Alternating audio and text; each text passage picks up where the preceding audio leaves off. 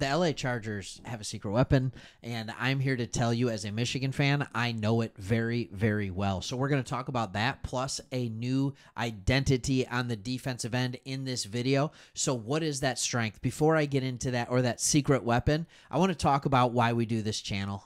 Hey, we have another channel, Sports Talk Detroit. We even have another one, Sports Talk Extra. But this man right here, Jim Harbaugh, he went to the Chargers. We are from Michigan. Big Michigan fans, me and the other guy that does this channel, Chris, we needed to follow him. So that's exactly what we did. We followed him to the West Coast, and here we are. And speaking of people who followed him, one of the people who followed him is Ben Herbert, the strength and conditioning coach for the LA Chargers, coming from Michigan. So let me give you a little background on who he is, and then I'm going to tell you why he is the secret weapon, because strength and conditioning coaches are more important than they've ever been before.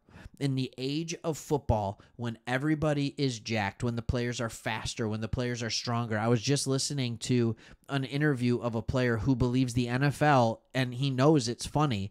He goes, I know that it's funny that I'm saying this. He said the NFL is more violent today than it was 10 years ago, than it was 20 years ago, than it was 30 years ago.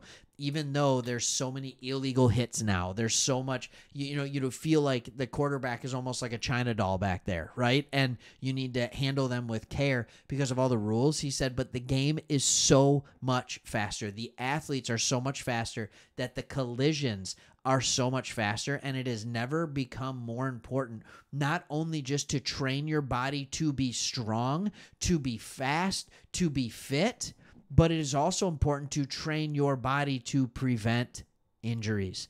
And there are certain things you can do, whether it's staggering your practice schedule, whether it's time in the gym, whether it's working out in a different way. Right? I told you we have Sports Talk Detroit. Barry Sanders is one of the first people to ever do this. Barry Sanders used to spend an hour every day just stretching in really, really weird positions, figuring if he would stretch in those unique and awkward positions when his body was put in that position on a football field under duress, it would no longer hurt him as it would a normal player. If you've watched the quarterback documentary that came out a year ago on Netflix, the quarterback, you see that Patrick Mahomes had his own individual trainer that was working on explosive movement and doing different things to help him prevent injury down the line. He wasn't the only one. Kirk Cousins did it in a completely different way. Right? He did it more post the injuries, where he had a trainer come in and it would be massage and chiropractic and all of that kind of stuff. When a team starts from the right point and a player doesn't have to go out to get individual help, because not everybody is a $40 million or a $50 million a year quarterback, right? Some of these players can't go pay for all this individual training. They need to stay in-house for everything. And when you have a guy like Ben Herbert, that's good. So who is Ben Herbert? Ben Herbert started as a coach, as an intern at Wisconsin in 2002. Then in 2003, he was the assistant strength and conditioning coach and was hired as their head strength and conditioning coach in 2009. All right, Wisconsin is known for big boys doing good things. All right, there were some coaching changes there. Their coach went down to Arkansas. Ben Herbert went with him. All right, he was the head of strength and conditioning from 2013 to 2017 when Jim Harbaugh and the Michigan Wolverines hired him away in 2018, and he has spent the last 5 years at Michigan until going to the Chargers. And as a Michigan fan, here's what I can tell you. The impact wasn't within 3 months, right? So it will help this year. But next year is when you're going to see even bigger dividends, and the year after that.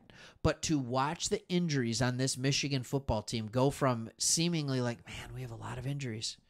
We have quite a bit of injuries, and it seems like we're consistently going into big games at the end of the year, not as healthy as the teams we're playing against. All of a sudden, it went from that to, ooh, we're healthy. Like, we're healthy going into this one. And if it's an injury, it's like one you can't help.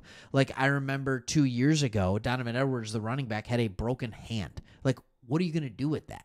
Like, you can't help that. You can't work out a hand enough that you don't break it, right? So there are some injuries you just flat out can't prevent. You can't work out bone, right? But there are others you can. And here was the other noticeable difference. There were two more on this that we started to notice at U of M.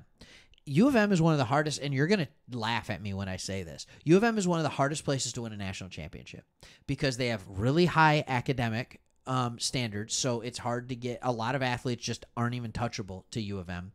And the way that business is done, it was never going to be able to compete with the SEC with all the NIL money and all that kind of stuff that's going on because they live and breathe football in the South. We know this. All right. There are other things that are entertaining in the North and in the West. The South is football. They love it. So let's look at this, and what he was able to do was you started realizing players aren't getting injured because they're bigger, they're faster, they're stronger, and you tend to get injured more often when you don't have as much talent or you're not as physically fit.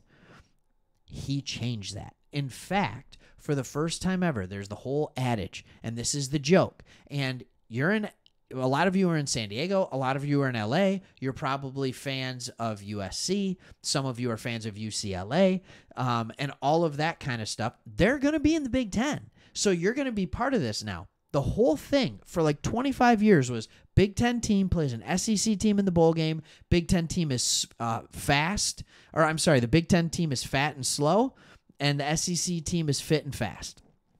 And that was the joke. And then Michigan played Alabama in the national semifinal, and Michigan looked faster, and Michigan looked stronger.